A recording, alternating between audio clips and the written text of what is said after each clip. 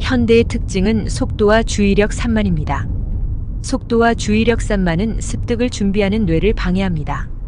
디지털 세계에서 태어나고 성장한 디지털 네이티브들은 어릴 때부터 문화적으로 멀티태스킹을 자연스럽게 접하며 큰다는 주장도 있습니다. 하지만 어림없습니다. 유감스럽게도 이런 행위는 주의력을 빼앗기 때문에 뇌를 훈련하는데 전혀 도움이 안 됩니다. 오히려 역효과를 초래합니다. 게다가 이런 방법은 집중할 수 있는 시간마저 단축시켜 결과적으로 주의력은 더욱 흩어집니다. 그로 인해 여러 과제를 번갈아가며 해낼 수 있었던 집중력조차 떨어집니다. 일상생활과 직장에서 항상 산만한 상태로 일하다 보니 작업 기억력이 해를 입는 것입니다. 작업 기억은 다른 감각기관으로부터 들어오는 정보를 머릿속에 잠시 잡아두는 기억력입니다. 하지만 이를 방지할 수 있는 방법이 있습니다. 집중 능력을 다시 키우면 됩니다. 주의력과 집중력을 높이는 7가지 훈련법. 긍정적인 감정 유지하기. 너무 많은 일을 한꺼번에 해결해야만 한다는 압박은 오히려 통제력 상실을 불러옵니다. 이는 우리의 뇌에 숨어있는 오래된 원시적 불안감을 깨우고 뇌를 위협하는 신호가 됩니다. 이럴 때면 뇌에 장착된 감정 컴퓨터인 편도체가 발동합니다. 편도체가 활성화되면 대뇌의 연상 능력은 제한되고 위협을 느끼는 상황에서나 나타날 반응이 일어날 수 있습니다. 만약 수능 시험장에서 이런 상황이 된다면 문제를 정확히 보고 풀어내기가 힘들 것입니다. 중요한 문제를 곰곰이 생각할 시간에 식은땀이 나고 속이 메스껍고 머릿속이 하얘지는 겁니다. 스트레스와 불안감을 느끼는 상황에서는 작업 기억의 수행 능력이 떨어집니다. 때문에 부정적인 기분을 컨트롤해 편도체가 활성화하는 걸 막는 것이 중요합니다. 운동하기. 신체적 활동은 뇌의 혈액순환 향상에도 좋지만 운동 피질과 가까이 있는 뇌의 영역에도 막대한 영향을 미칩니다. 이곳에 뇌의 작업 기억이 자리하고 있기 때문입니다. 운동 피질이 활성화되면 산소가 풍부한 혈액이 뇌에 흘러들어와 근처에 있는 작업 기억 역시 효율이 높아집니다. 숙면하기. 잠을 자는 것은 학습 내용이 장기 기억에 뚜렷이 머물게 하는 역할을 합니다. 낮 시간 동안 집중해서 일하고 학습과 연습을 하는 데에도 수면은 매우 중요합니다. 잠을 자는 동안 뇌가 충분한 휴식을 취해야만 전두엽에 있는 작업 기억도 제대로 기능할 수 있게 됩니다. 튜빙겐 대학 얀보른의 연구에 따르면 뇌의 충분한 휴식을 위해서는 밤에 적어도 7시간은 자야 한다 합니다. 일이나 공부를 효율적으로 하려는 사람은 잠자는 시간을 아껴서는 안 됩니다. 목표 세우기. 목표를 이루기 위해 무엇을 투자해야 하는가? 라는 질문만큼이나 중요한 질문은 결과를 얻기 위해 필요하지 않은 것은 무엇인가?입니다. 이럴 때 해야 할 일은 선택과 집중입니다. 시간을 통제하기. 시간 관리에서는 언제 가장 집중이 잘 되는가?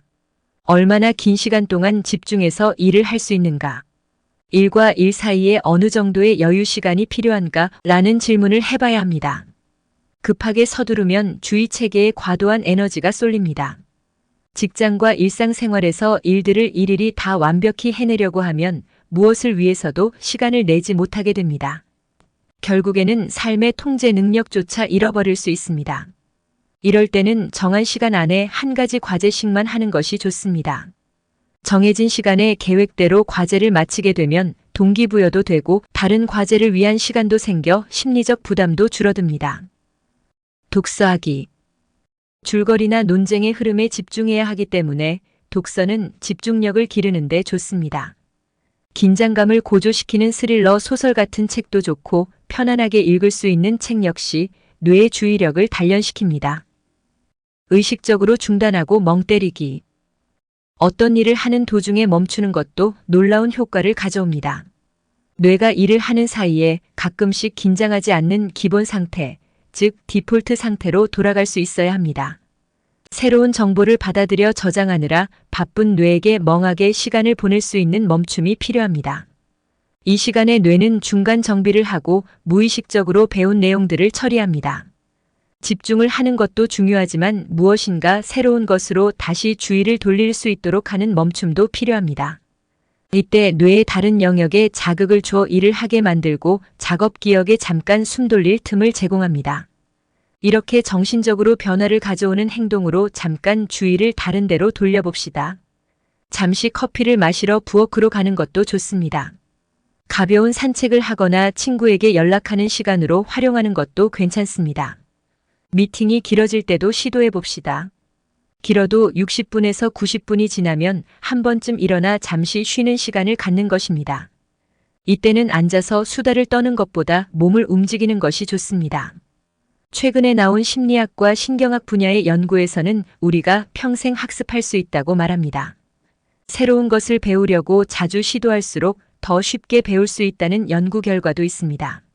살아가는 동안 뇌는 계속해서 발달하고 변화합니다. 머리를 얼마나 어떻게 쓰는지에 따라 뇌의 구조와 처리 능력이 결정됩니다. 뉴런이 죽는 것도 사실이지만 뉴런은 또한 계속해서 생겨나기도 합니다. 심각한 뇌질환을 겪지 않는 이상 나이에 구애받지 않고 배울 수 있습니다. 이를 통해 뇌의 성능을 올릴 수 있습니다. 성취에 영향을 미치는 요소 끈기. 미국의 심리학자 앤젤라 더크워스는 끈기를 인간의 중요한 특성이라고 주장합니다. 설문조사를 바탕으로 진행된 더크워스의 초기 연구에서는 끈기가 있다고 평가된 사람들이 상대적으로 고학력자이고 상위의 직업군에서 종사한다는 사실이 밝혀졌습니다. 연구 결과에 따르면 뛰어난 성취에는 실험군의 지능지수보다 끈기가 훨씬 더 큰 영향을 미쳤음이 드러난 것입니다. 즉, 어떤 분야에서 반드시 성취를 이루겠다는 끈질긴 태도가 유전적 요소보다 수행 능력에 더 큰 영향을 준다고 볼 수 있습니다. 오늘 이야기는 성취하는 뇌에서 가지고 왔습니다. 지금까지 지식담기였습니다. 함께 해주셔서 감사드립니다. 영상이 좋으셨다면 구독과 좋아요 부탁드립니다.